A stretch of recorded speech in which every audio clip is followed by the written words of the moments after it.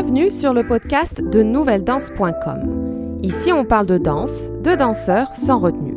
Ancienne danseuse professionnelle, je suis Morgane et je peux enfin vous partager l'expérience, les conseils, les témoignages et les bruits de couloir de cet univers mouvementé. Le podcast est disponible sur de nombreuses plateformes, alors n'hésitez pas à vous abonner pour ne rien rater. N'oubliez pas de mettre une bonne note ou un commentaire gentil, ce sera un bouquet de fleurs pour m'encourager pour la suite. Retrouvez-moi sur le site nouvelledanse.com ou sur la chaîne YouTube Nouvelle Danse. Alors, aujourd'hui, dans ce podcast, nous allons parler avec Sabine Chaland. Ancienne danseuse classique professionnelle et maintenant professeure de danse à l'école de ballet de Biarritz. J'ai décidé de lui poser quelques questions pour connaître un peu son parcours et également maintenant sa vision en tant que professeure de danse. Donc je sais qu'elle travaille beaucoup avec le mental et je sais que pour elle c'est très important parce que le mental c'est de toute façon je pense le plus important, encore plus important que travailler son physique. Et du coup, va nous en dire un petit peu plus sur ça, sur sa façon de travailler, de penser, de réfléchir, d'aborder les cours de danse et un peu sur son parcours professionnel. Donc, je t'en dis pas plus et bon podcast. Mais coucou! Merci de me donner un peu de ton temps aussi, quand même. Parce que la dernière fois, on avait fait la petite vidéo, mais c'était pas très très propre niveau qualité non plus parce qu'on était dehors. Et c'est vrai qu'en plus, j'ai eu pas mal de retours sur la vidéo en demandant « Ouais, ça serait bien d'avoir une interview avec Sabine, la découvrir et tout. » Et du coup, j'ai noté quelques petites questions, un petit peu que les followers, on va dire, m'ont posées, un peu par rapport à toi. Et la première question un petit peu qui a commencé, c'est tu as commencé à quel âge déjà la danse ? Moi, j'ai commencé, j'avais presque 15 ans. Je dis toujours 15 ans, mais j'ai commencé un petit peu avant 15 ans. Et oui, 15 ans. Donc, c'était très tard, d'accord? Et j'avais que ça dans ma tête en me disant, c'est trop tard, c'est trop tard, c'est trop tard. Et au bout du compte, je suis tombée sur une prof elle m'a propulsée dans le sens où, comme j'apprenais vite, comme j'étais très ouverte, comme j'avais envie, puis j'avais des capacités que je connaissais pas, en fait, tu vois. Par exemple, la première année, j'étais incapable de faire le grand écart. En fait, j'étais souple, mais sur le coup, j'étais très raide. Tu vois ce que je veux dire au début? Et puis voilà, je- puis après, c'est devenu une évidence. Au bout d'un an, j'étais obsédée par ça, quoi. C'était OK. Comment je fais pour danser? Je veux danser tous les jours. D'abord, c'était un cours par jour, un cours par semaine, 2 cours par semaine, et puis tous les jours. Ma pauvre maman qui devait m'amener, qui faisait mon taxi. Et puis, ouais, très vite, c'est devenu une évidence, en fait. Je vivais pour ça. Qu'est-ce que tu aimais dans le monde de la danse et à l'inverse que tu n'aimais pas dans le monde de la danse ? Que j'aimais ou que j'aime, parce que c'est... Que tu aimais quand tu as commencé plutôt ? Quand j'ai commencé, Ouais. c'est vraiment bizarre parce que je pense que, tu sais, c'est la fascination de ma prof de danse, de sa personnalité qui m'a vraiment touchée au début. Et après, je sais pas, je pense que j'ai un besoin de me dépasser mentalement et physiquement. Ça, c'est vraiment, ça c'est un challenge qui me plaît. Donc tu vois, ça m'a pris tout de suite. J'aime travailler aussi, j'aime travailler fort. Donc, j'aime me dépasser, j'aimais être fatiguée, j'aimais être, tu vois, il y a des gens qui aiment pas ça, moi j'adorais ça. Euh, ouais, c'est vraiment le dépassement de soi qui me plaisait le plus en fait.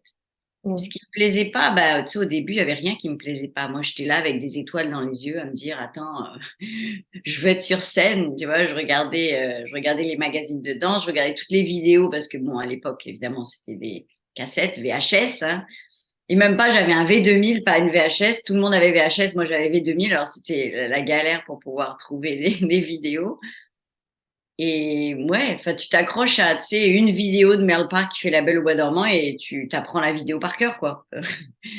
Je pense que c'est ce qui manque un peu maintenant, c'est qu'on a tout à disposition et finalement tout va très vite et on s'attache pas, on se pose pas et on n'avale pas tout. Tu vois ce que je veux dire? On survole tout. Maintenant, ça a changé. Enfin, maintenant, en grandissant, il y a des choses. Enfin, ce que t'aimes maintenant dans le monde de la danse, et ce que t'aimes pas. Est-ce que du coup, ta vision, elle a dû changer, elle a dû évoluer quand même.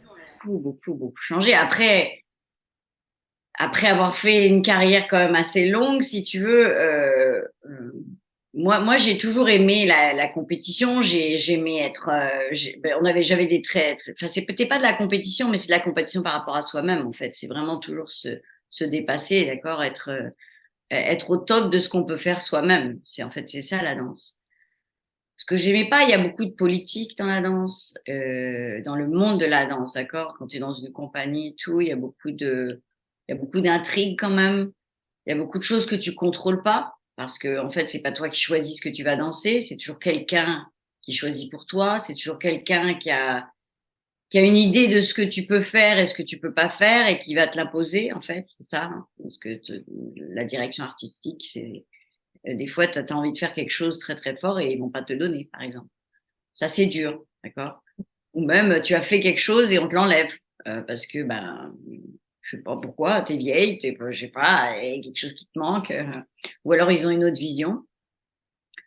Ouais, voilà.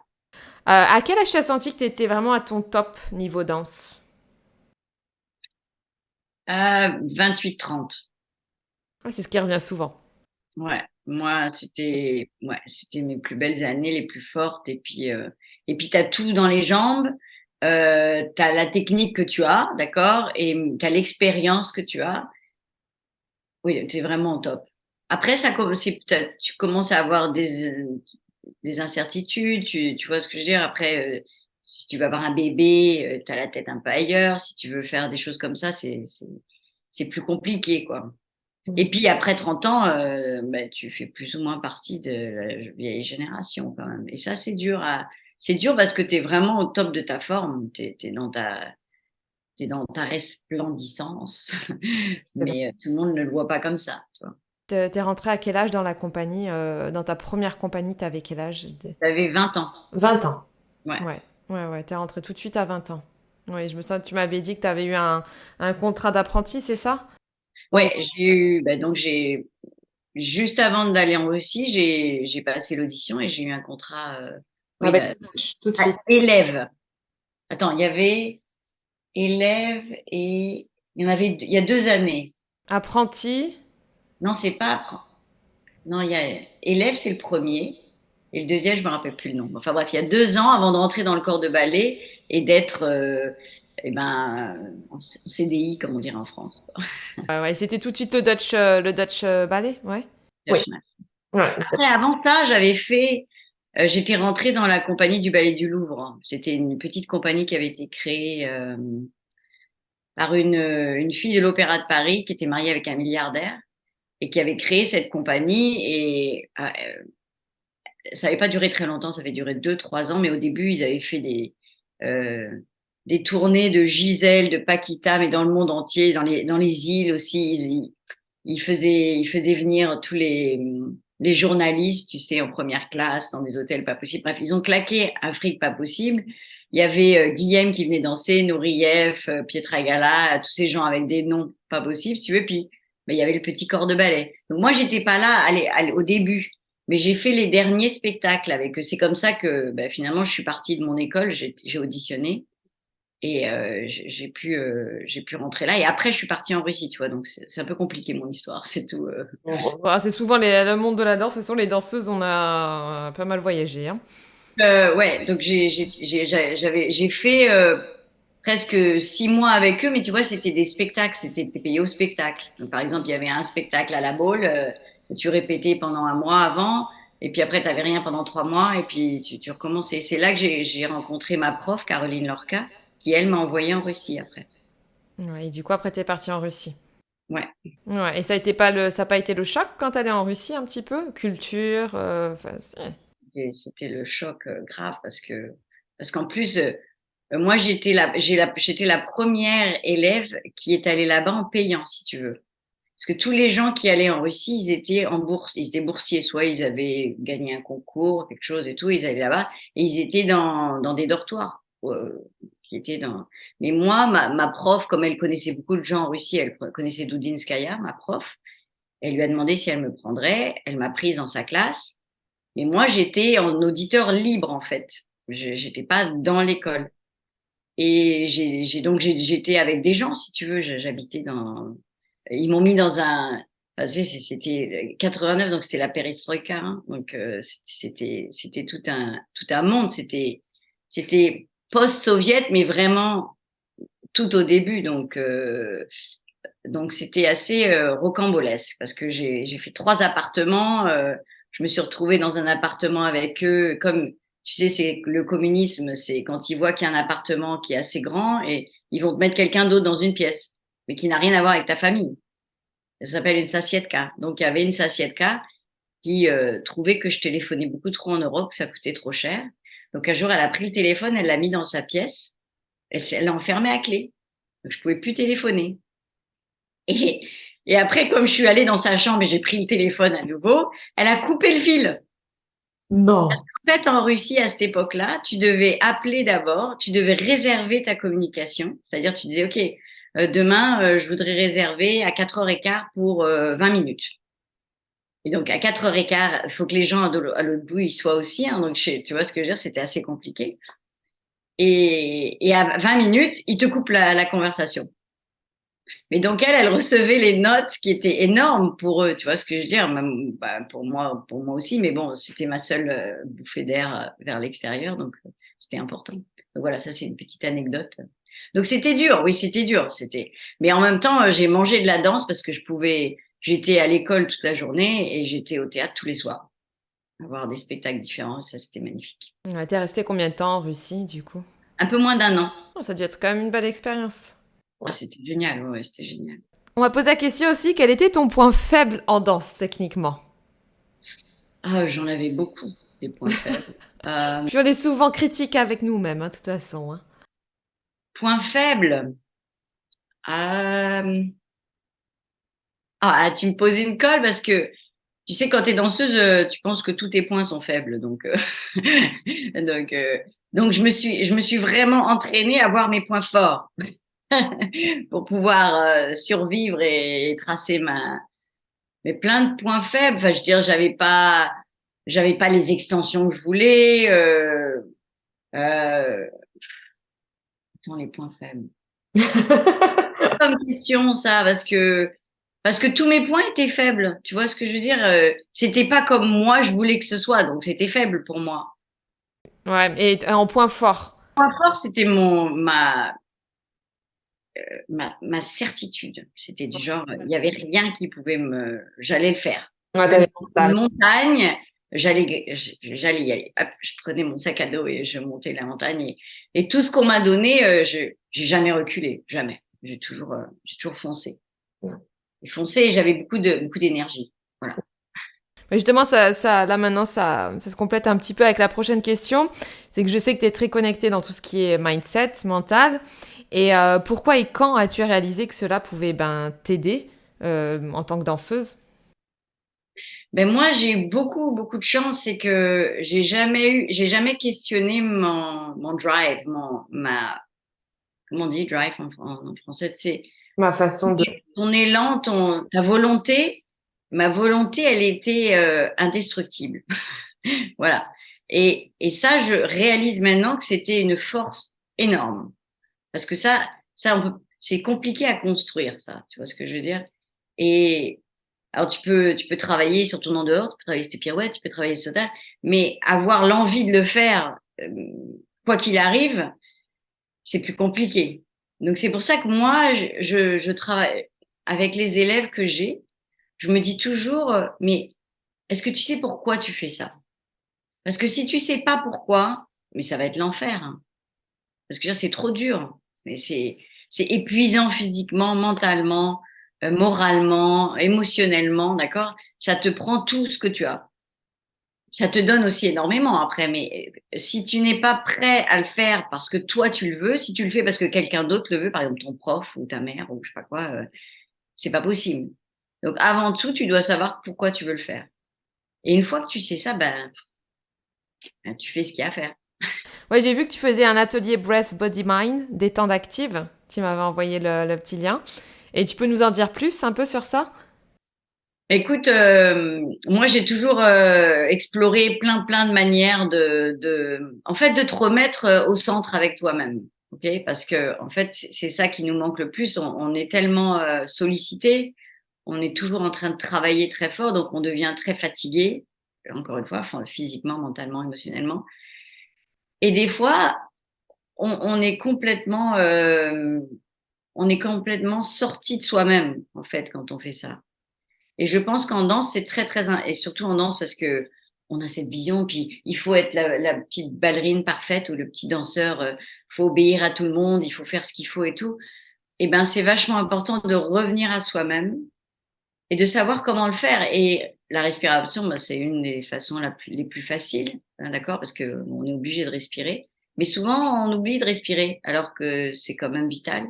Et quand on revient à des petites méthodes comme ça, par exemple, quand on est stressé, d'avoir quelque chose sur quoi bah, se pencher. Par exemple, si tu tout d'un coup, tu as une attaque et tout, et que tu dis, ah mais non, j'ai cette façon, cette petite méthode.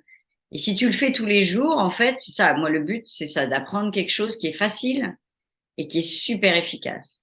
Et en le faisant, en le répétant, ça devient ben, une deuxième façon de vivre et ça devient vraiment comme une béquille, quoi. À chaque fois qu'on en a besoin, on sait que c'est là et on peut retourner à ça. Donc voilà, moi, c'est pouvoir donner des outils très concrets et faciles pour pouvoir revenir ben, au centre. Ouais, non, mais ça, c'est important. Et est-ce que tu l'utilises dans tes cours? Bah, il y a souvent des fois où je dis, écoute, prends une grande respiration, là. Tu sais, on se pose, on arrête, mais je peux pas faire le breath, body, mind, non, parce que c'est vraiment, il faut vraiment que tu te concentres dessus. Il y a du qigong avec, si tu veux, c'est des mouvements qui te permettent de relâcher les tensions qui sont dans le corps, ok, en général. Et souvent en danse classique, malheureusement, les gens pensent que ça doit être tout en tension, alors que ça ne l'est pas du tout. Donc, je pense avoir des méthodes comme ça. Après, une fois que tu connais cette méthode, moi, comme ça, je l'ai appris, par exemple, au Canada à mes élèves, je pouvais vraiment faire allusion à ça tout le temps en disant, OK, où est-ce que tu es par rapport à ça? Mes élèves pouvaient me dire de 1 à 10, bah, non, je suis complètement à la ramasse ou je suis, puis ils le savaient parce que moi, en fait, si tu veux, au début du cours, on devait se présenter et se dire, OK, où est-ce que tu es aujourd'hui, quoi? Est-ce que tu es là ou est-ce que tu es pas là? Et déjà, ça me donnait une bonne idée, tu vois. Au début du cours, je me disais, bon, bah, OK, elle va pas bien aujourd'hui. Quand on me disait, bah, je suis un 2 sur 10, je suis pas là, je me disais, bon, OK, il va falloir la ramener doucement, tu vois. Mais c'est important de savoir où on est, de savoir comment on se sent. Euh, c'est pas du tout pris en compte hein, dans comment on enseigne le ballet, mais c'est primordial pour moi. Voilà. De toute façon, on le ressent quand l'élève est là ou pas en cours, hein. C'est... Ouais, mais c'est ça, mais si, tu sais, ils s'en sont pas. Moi, j'ai mis 1 an à le demander chaque jour. Et même le pianiste le faisait. Tu vois. On se dit, OK, comment tu te sens? C'est quoi ton émotion du moment? Tu vois, est-ce que tu es en paix? Est-ce que t'es... Et souvent, c'était, ah, je sais pas ce que j'ai, mais je suis pas là, j'arrive pas, tu vois. Donc, et en fait, rien que de l'exprimer, et ben, tout d'un coup, ils pouvaient prendre leur temps et se dire, OK, il y a quelque chose à faire pour me remettre dans mon corps. Parce que souvent aussi, on est complètement déconnecté de son corps. C'est compliqué quand on veut danser. Hein. Et je Ouais. parle d'expérience parce que moi, j'avais une telle, mon mental est tellement fort que je pouvais danser tout d'un truc sans être dans mon corps. Mais après, on le paye. Hein. Et voilà. Donc, je sais par expérience, si tu veux que, et je sais que j'ai beaucoup d'élèves mais qui en ont vachement bénéficié et qui sont devenus conscients. Donc, ils peuvent me dire, OK, Sabine, là, ça va pas du tout. Je dis, OK, alors qu'est-ce qu'on va faire avec ça? Donc, je peux leur apprendre parce que c'est ce qui peut se passer avant de rentrer sur scène. Hein. Quand tu es dans une crise d'attaque avant de rentrer sur scène et que tu n'arrives pas à rentrer dans ton corps et qu'au bout du compte, tu te dis, mais comment est-ce que je vais faire? D'accord? C'est la même chose. Donc, si tu l'apprends au jour le jour dans le cours, eh ben, tu vas pouvoir l'appliquer vraiment quand tu es en détresse. Ouais, c'est ce qui manque un peu. C'est ce qui manque beaucoup. Un peu beaucoup, ouais, dans le milieu de la danse classique. Bah, de toute façon, ça revient là à la prochaine question. Qu'est-ce qui manque pour toi aux danseurs actuellement? Ouais, une prise de conscience. Et je peux dire vraiment que moi, j'avais pas cette conscience hein, quand j'étais jeune. C'est dur d'avoir cette conscience quand on est jeune. Mais, mais le monde, il change très, très vite et les jeunes ont beaucoup changé. Et s'ils veulent vraiment faire une différence, il va falloir qu'ils amènent justement cette conscience, la conscience de comment tu utilises ton temps. Est-ce que tu le perds à regarder que des trucs sur ton téléphone? Il faut que tu deviennes conscient de ce que tu fais. Et dans le studio, c'est pareil. Tu dois devenir conscient de ton battement tendu, de ton plié, parce que tu vas aller jouer 10 fois plus vite. On est vraiment dans un, dans une vague d'accélération, d'accord? Et c'est l'accélération, elle est pour tout le monde, même que les jeunes, ils le veulent ou pas. Pour eux aussi, c'est accéléré. Et eux, ils sont venus avec des codes différents que nous. Tu vois ce que je veux dire? Ils sont déjà beaucoup plus adaptés que nous. Donc, il faut, avec ce que nous, on sait, il faut leur apprendre pour qu'ils aillent encore plus vite. Et un petit mot pour aider les danseurs pros ou amateurs, justement, pour progresser en danse. Eh ben, ça fait partie de ça, hein. La conscientisation de tout ce que tu fais. Au lieu de te prendre la tête en disant, il faut se dire, OK, c'est quoi mon plan pour aujourd'hui? Et si t'as pas de plan, demande à ton prof. OK? Qu'est-ce que j'ai besoin de travailler le plus? OK? Une fois que tu sais ça, comment tu vas y arriver? Pas en te tapant dessus avec un fouet en disant que tu es nul, mais en te disant, OK, il faut des stratégies. Toujours, il faut des stratégies. Et pour ça, il faut être organisé dans sa tête. Il faut être conscient de ce qu'on veut faire. Et moi, je pense que c'est la chose la plus importante. Parce que moi, je l'ai vu, en fait, dans des jeunes de 16, 17 ans, le moment où ils commencent à conscientiser ce qu'ils font, mais c'est plus les mêmes personnes. Et ils arrivent à faire des trucs qu'ils n'avaient jamais réussi à faire. Et ça, c'est fantastique. C'est magnifique à regarder, à voir. Ouais, non, c'est vrai qu'on le voit. On le voit avec la différence d'âge quand même, hein. Quand tu donnes un cours à des jeunes enfants de 11 ans, 12 ans et à ceux de 17, 18 ans, ça c'est pas la même démarche. Déjà, Je les préparer. Oui, oui. ce que je veux dire, si ça devient leur quotidien, les enfants, c'est des buvards en général, ok? Donc, si tu au quotidien, tu leur dis, c'est pareil, hein, si tu leur tapes dessus au quotidien, bah, ils vont connaître que ça et ils vont se dire, c'est pas cool.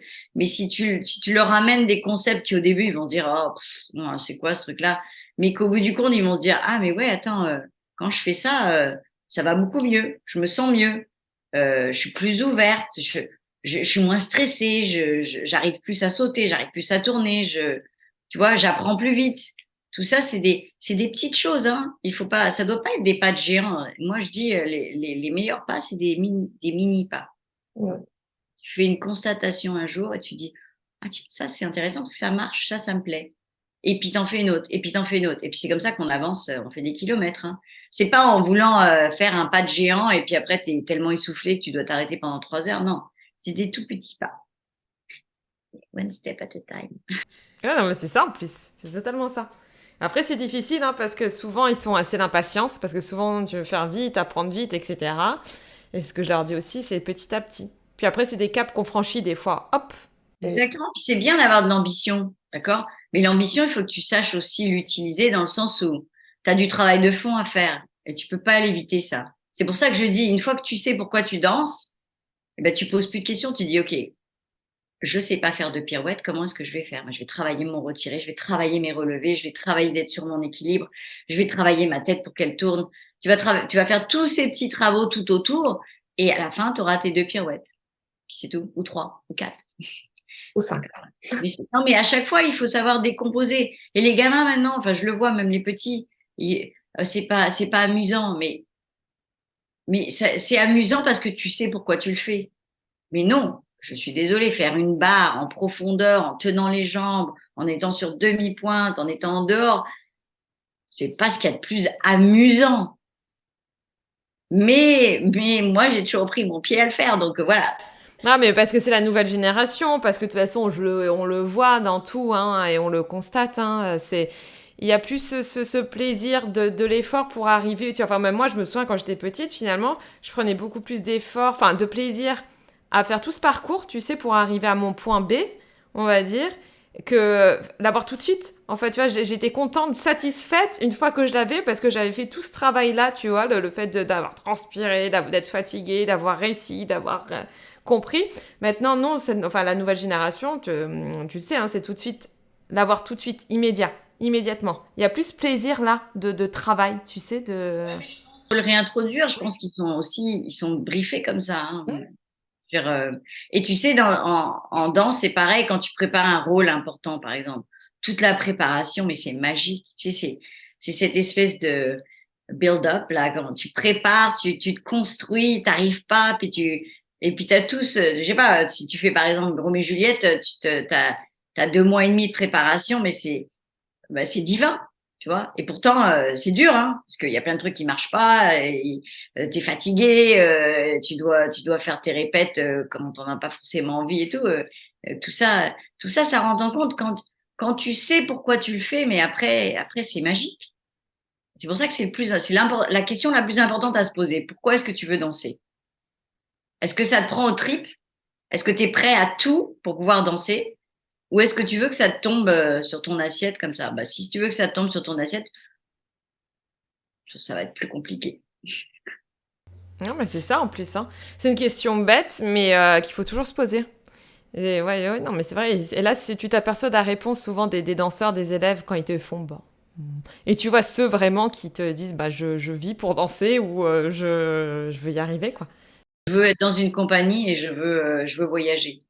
Bah, tu sais, il y a d'autres métiers qui vont te faire voyager, mais celui-là, il va prendre beaucoup de toi, donc il vaut mieux que tu saches pourquoi tu le fais, pas que pour voyager et être dans une compagnie. C'est tellement vague, tu vois. Ouais, et puis même, enfin, tu voyages, oui, mais t'es fatigué. Tu vois, je veux dire, tu vas pas là-bas seulement pour aller sur la plage. T'es tellement fatigué avec les répétitions quand tu voyages que t'es contente de voyager, de voir d'autres choses. Tu veux te préserver, alors tu vas surtout Voilà. pas au soleil, tu vas pas faire une marche de 2 kilomètres parce que tu Voilà. n'auras plus de jambes, voilà. Je me souviens quand je devais faire Blanche-Neige et qu'on était partis, on m'a dit Morgane, le soleil, parce que moi je suis un lézard et je bronze vite. Non, non, non, non, non. Tu restes blanche. mais ouais, mais ça faisait partie, tu vois, aussi du personnage. Ça fait partie de ton travail aussi. Hein. Bon, en tout cas, merci beaucoup. C'était toutes les questions que j'avais eues qui revenaient quand même pas mal. Donc, ben ouais, puis c'est intéressant d'avoir ton point de vue et ça fait plaisir d'entendre que tu parles aussi de mindset et de mental parce que c'est ce on oublie souvent d'en parler. C'est le plus important. Et c'est le plus important, c'est ce que je dis aussi souvent, c'est le plus important et c'est ce que je répète aussi. Hein, si vous n'avez pas le mental, vous irez nulle part. Vous aurez beau avoir un beau physique, un coup de pied, en dehors, la souplesse, tout ce que tu veux, mais s'il n'y a pas la tête, il n'y a pas le mental qui est prêt, le corps, il va pas suivre, hein, de toute façon. Enfin, Ouais. Au bout d'un Ouais, il moment. faut pas oublier qu'on sort aussi de 2 ans de Covid et qui a tout chamboulé aussi, d'accord? Et en parlant de mindset et en parlant de drive, j'arrive pas à le dire en français, mais quand on est En français non plus en plus. euh, convaincu, quoi, quand on a cette force qui nous pousse en avant, c'est vrai qu'avec le Covid, ben, tout s'est un peu arrêté, donc c'est compliqué. Et c'est compliqué de rester sain et fort dans la tête. Donc c'est pour ça, la respiration et tout ça, apprendre des méthodes comme ça peut être, c'est super bénéfique parce que ça te renforce en fait. Enfin, ça te renforce en tant qu'être humain. Et tu dois être très fort en tant qu'être humain pour danser, ça c'est sûr. C'est une super belle école de la vie. Et surtout, c'est une école, si tu apprends à vraiment t'investir à fond dans la danse, même si tu danses pas après, tu seras prêt à faire n'importe quoi. Parce que tu l'as dans ton corps, c'est dans ta façon d'être, de ta façon de faire. Tu vas à fond dans toutes les choses. Voilà. merci. Merci beaucoup en tout cas. Merci Sabine. Ouais. Bon, de toute façon, je vais te reposer des questions. Tu auras sûrement une autre interview sur un autre sujet. Ouais. Mais je trouve ça intéressant de t'apprendre, enfin de te connaître un petit peu plus, de voir ta façon de penser, d'enseigner. C'est intéressant pour tout le monde, aussi bien amateur que professionnel. Absolument, absolument. Non. Merci à toi. Et merci à tout le monde qui écoute ce podcast. Alors j'espère que cette petite interview t'a plu et t'a permis de voir justement d'autres choses, de comprendre également d'autres choses qui viennent du milieu de la danse classique. Je pense que c'est toujours intéressant d'avoir le retour justement d'une ancienne danseuse classique et connaître un peu sa façon de penser, d'aborder, de voir les choses. Peu importe ton niveau actuel, que tu sois danseuse professionnelle, danseur pro ou pas, que tu en fasses seulement pour ton loisir ou que tu n'oses pas encore, je pense que de toute façon, ce podcast, il est ouvert à tout le monde, peu importe tes ambitions et tes objectifs en danse. En tout cas, j'étais ravie de parler avec Sabine et je la remercie encore énormément. Et puis surtout, n'oublie pas que le mental, c'est très important comme tu as pu l'entendre, ça s'entraîne également et il ne faut pas le négliger parce que ça peut te fermer énormément de barrières dans ta progression. Et c'est comme le coup de pied, c'est comme l'en-dehors, c'est comme la souplesse, ça se travaille et il faut y penser. Il ne faut pas justement le mettre de côté. En tout cas, on se retrouve bientôt dans un nouveau podcast. Je te remets le lien également en barre d'infos si tu veux faire ta formation que j'ai mise en place justement la semaine dernière pour apprendre intelligemment à monter sur pointe. Passe une très très belle journée. Je te fais plein de gros bisous. Ciao, bye. Bon, voilà, il est temps de faire sa révérence. Merci d'avoir partagé ce moment de danse et d'expérience. Le podcast est disponible sur de nombreuses plateformes. Alors, n'hésitez pas à vous abonner pour ne rien rater. N'oubliez pas de mettre une bonne note ou un commentaire gentil, ce sera un bouquet de fleurs pour m'encourager pour la suite. Retrouvez-moi sur le site nouvelledance.com ou sur la chaîne YouTube Nouvelle Danse.